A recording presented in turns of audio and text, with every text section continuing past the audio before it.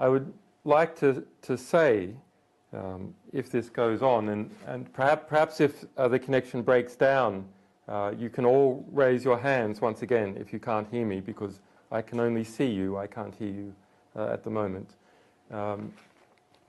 So I would just firstly like to say congratulations to Tom Finger and a very important talk that he gave. Of course, well made and politic, but I think there are nuggets in there that are quite important to understand.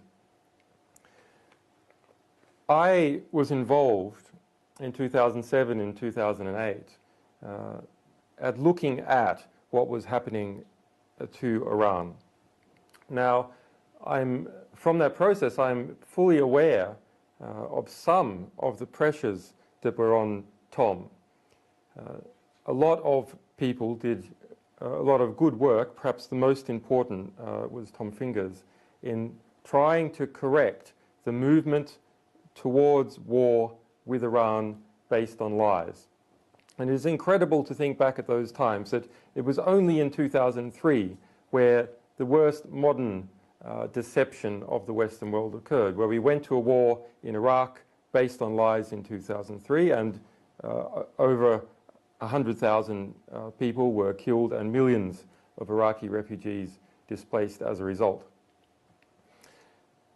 Just 3 years later, the drums for war with Iran were being whipped up, not just in the United States, but also in this country. And it's thanks to journalists like Cy Hirsch and professional, truthful insiders like Tom, and our sources and the sources for journalists, that war hasn't happened yet. For example, in the beginning of 2008, we published Iraq's classified rules of engagement for the US Army. In those rules, there was a section that was apparently designed, or at least permitted, for a border skirmish to start up, permitted US troops to go into Iran under a variety of circumstances.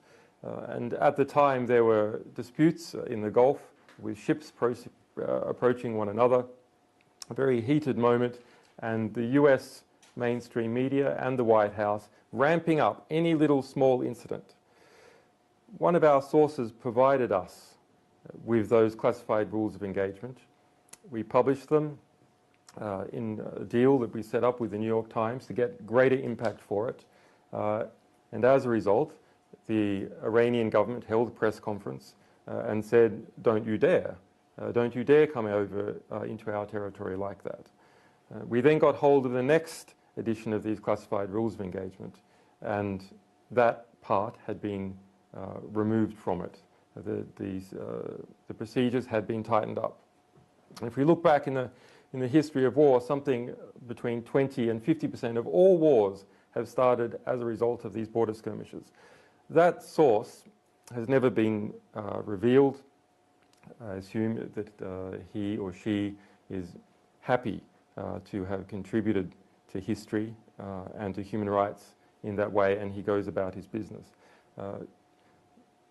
As opposed to what is sometimes put about, WikiLeaks is not an organization that hates intelligence agencies. Far from it. At its very base, the idea of intelligence is an optimistic one.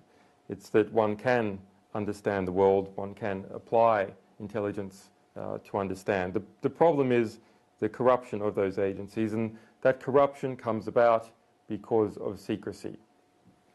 So when Tom spoke about, in somewhat glowing terms, the improved process that he put down, and I believe him that that is a significant improvement from what was there before, it all rests upon one thing.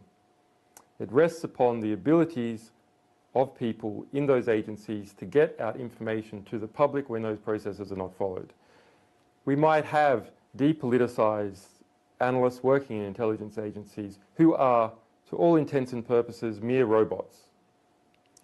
Perfect machines with perfect accuracy. They are tasked, they engage in the tasks, they analyse, they pass up the information higher up the food chain. And what if, in Tom's case, for example, his national intelligence estimate, there was not a threat that it would be released, because our sources say that in fact the White House knew that if it did not release a version, immediately another version would be released, and the White House would have to get, would be then coming second, and its opponents would have their spin on it. So the White House wanted to get their spin on it first. It's only through this pressure of producing analytical product to the public that these sorts of agencies are kept honest and don't become simply robots that are in effect, perhaps it's drawing the bow too far, but some kind of Hitler's willing executioners, mere people who act as robots, who are told to carry out a task and do it. That is not enough. It is not enough to agree to carry out a task for superiors. That is the Nuremberg defense. We must all look to ourselves and understand whether what we are doing is right and just, not just according to the views of our superiors, but according to the long view of history, according to human rights and to our feelings of compassion, if we have any. Now, the war for the push to a war with Iran is far from over. The push for a war with Iran is far from over, and the debate now is occurring in the public sphere as well as in in various manoeuvres by different intelligence agencies, the machinations that are happening in Syria and so on. Now I want to look at some of those. Our cables revealed, for example, that this country, the United Kingdom, engaged in a conspiracy to kill off Press TV, the Iranian state TV station, the Iranian equivalent to the BBC, from being able to broadcast into the United Kingdom. They cut off its satellite feed, which is one of the Sky satellites to this country, the death penalty, effectively, for a national broadcaster. What does that mean? Well, it means that the Iranian government can't get out its view. Iran is surrounded by 45 military bases that are hostile to it on every side. There is no border that Iran does not have that is not already hostile or will probably shortly become so. That produces an atmosphere of intense fear. It produces an atmosphere where they think that there is a war. And as a result, we all know that Great Britain in World War I imprisoned Bertrand Russell, for example, and in World War II there were similar abuses.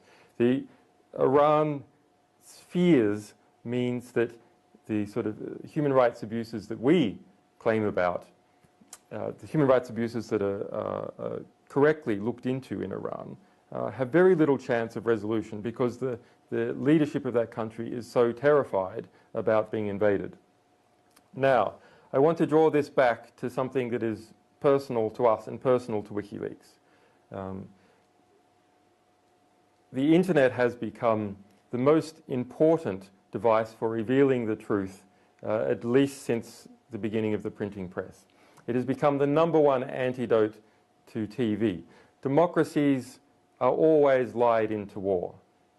The Iraq War was a result of lies. The increase in involvement in the United States in Vietnam was a result of the Gulf of Tonkin incident, another lie. It's not just lies by intelligence analysts, it's lies by the big media machine.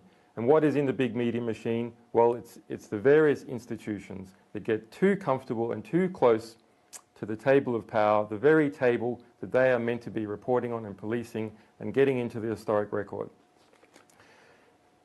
When Tom spoke about process and removing political bias from analysts, there is also cultural bias. What is the cultural wind and is culturally accepted? That also flows into analysts.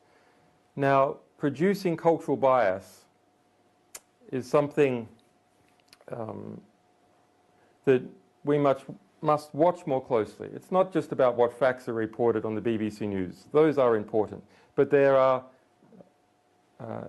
mechanisms of propaganda which go under the surface. They're not direct factual claims, and those are things like Hollywood movies. Now, I have seen this directly when we looked at intelligence reports at a low level coming out from Iraq in 2003, reporting what was happening there with the Badr Corps or Sikri or Iranian influence. The full package of cultural bias that exists in the United States for people who are not properly educated in assessing what they're understanding came with them. Eventually, those reports and analysts did learn more about what was happening, and by the middle of 2003 were, in fact, sometimes passing up true reports of what was happening, that there is going to be a sectarian crisis in this country. That was known by Marines G2 intelligence, for instance, halfway through 2003. Completely denied by the political leadership. So it's not enough to produce accurate reporting, because if political leadership won't let it out, what are you going to do? No, analysts must be responsible, not to political leadership. Analysts must be responsible to the public, and they must be responsible to the historical record. Now, we have something here, which is a recent acquisition of WikiLeaks, although we've been following the matter for some time. And this is the script to a tens of millions of dollar budget DreamWorks movie. What is it about? It is about us, nominally. It is about WikiLeaks, the organization. It is a mass propaganda attack against WikiLeaks, the organization, and the character of my staff and our activities and so on. But it is not just an attack against us. It is an attack against Iran. It fans the flames to start a war with Iran. And it's coming out in November. It's being filmed now. Benedict Cumberbatch is playing me. This movie has British involvement, and people in Britain should be concerned about it. How does it open? Well, and this has not been previously disclosed before, the opening scene is in a military complex in Tehran. The camera comes in, closes up on a file, and it is a design for a nuclear bomb marked with nuclear symbols. There's notes and whispers all around, and they're in Farsi, they're in Persian. There's an older scientist speaking. A high-speed camera will measure the explosive charge we've designed to trigger the chain reaction. It is then revealed by the camera 4 scientists in white coats walking in a windowless corridor. The youngest, Simsana, remember that name, Simsana, writes on the file, "The dimensions of the payload are consistent with a Shabab missile." Okay, that's the opening scene.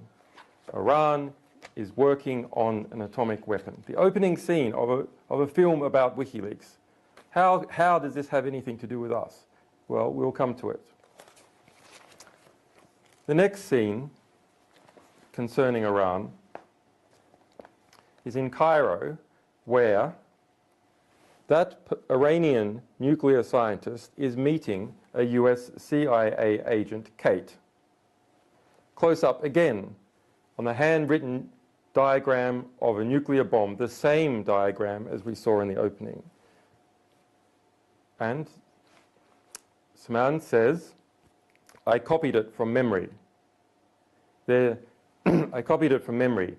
They're testing the explosive in the next 6 months. Now remember what Tom's National Intelligence Estimate found. Iran did not have a nuclear program. All 16 US intelligence agencies feeding into that report said that was the case with high confidence, and has been reconfirmed every year since that point. The senior diplomat, who's also at the table with the CIA agent, says, "Shit, we thought they were at least 3 years away from a bomb." Another lie. Tom's report does not say that they're 3 years away from a nuclear bomb. So it's a lie upon a lie, a great big budget thing that's going to be pushed out in November. The Iranian nuclear scientist then says, if it works, they won't hesitate to sell the technology. And even if one of these things, if it works, they won't hesitate to sell the technology. And even if one of these things gets into the wrong hands, they'll sell it anyway. So that's the reality of where we're at. Not merely a war of intelligence agencies, but a war of corrupt media, corrupt culture. That war, we have got to understand. People who have appeared on this panel have been involved, sometimes with great sacrifice, at revealing the truth about important parts of the world, how the world is unfolding, how the world is shaping, the nature of institutions. They have revealed it heroically, in many cases, to the historical record, to our civilization as a whole, to you. You have to understand that where there's great powers at work, I don't mean shadow conspiracies, I mean enormous cultural powers, enormous industrial powers, the vast network of corporations that interact with government agencies around the world, selling them products, shipping their logistics from one place to another.